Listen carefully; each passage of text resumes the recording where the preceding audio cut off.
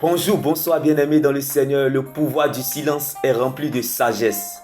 La sagesse de Dieu nous emmène parfois à se taire.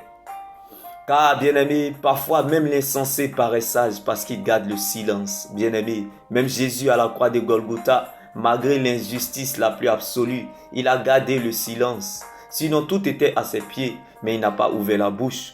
Donc bien-aimés, parfois fermer la bouche est bon.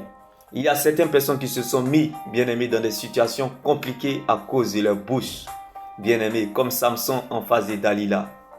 Bien-aimé, Samson lui a livré tous ses secrets à cause de l'amour aveugle. Bien-aimé, ce ne sont pas toutes les vérités qui sont bonnes à dire. Ce n'est pas tout ce qu'on fait de bien que Dieu approuve forcément. Alors, bien-aimé, sois sur la bonne terre qui est la parole de Dieu. Car si la discrétion avait les oreilles, Jean-Baptiste ne serait pas mort. Si la bouche avait les yeux, Étienne ne serait pas mort. Si la prudence avait les yeux, Samson ne serait pas tombé en face de Dalila. Donc bien aimé, sachez que c'est dans l'abondance du cœur que la bouche parle.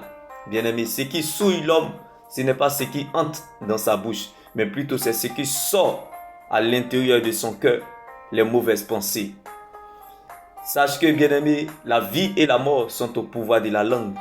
Quiconque les aime en mangera les fruits, bien aimé, car la langue peut nous construire comme nous détruire. Alors faisons attention, sachons parler, répondre ou agir au bon moment.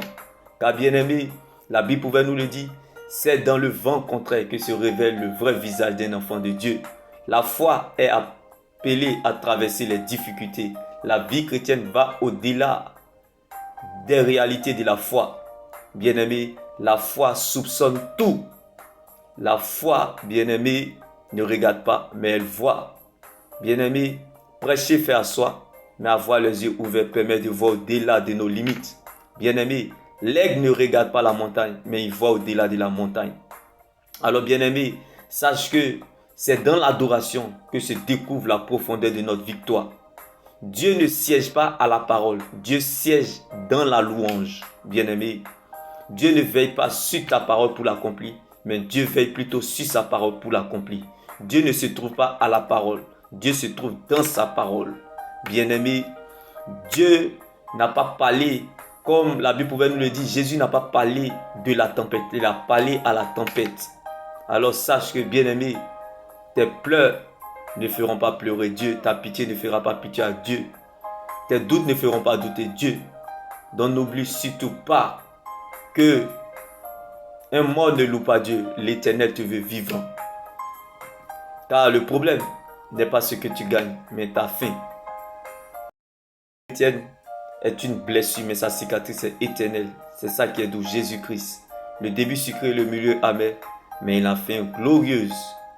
Bien-aimé, la foi cause les problèmes aux problèmes. C'est accepter ce que le cœur a reçu, qui est la parole de Dieu. La foi, c'est voir ce que les yeux n'ont pas encore vu.